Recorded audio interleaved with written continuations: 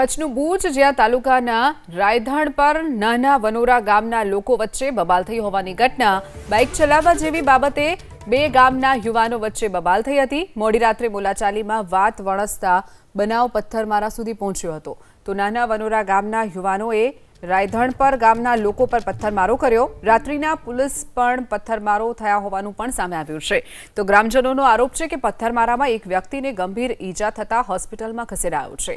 ગામમાં તંગદિલીના કારણે પોલીસનો ચુસ્ત બંદોબસ્ત પણ ગોઠવી દેવામાં આવ્યો છે। કચ્છનું ભુજ જ્યાં બે ગામના જે યુવકો હતા તેની વચ્ચે બબાલની ઘટના બની છે।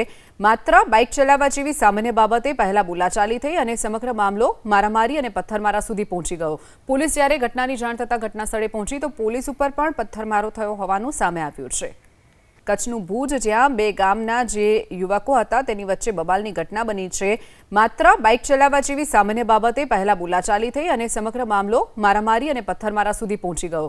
પોલીસ જ્યારે ઘટનાની જાણ થતા ઘટના સ્થળે પહોંચી તો પોલીસ ઉપર પણ પથ્થરમારો થયો હોવાનું સામે આવ્યું છે।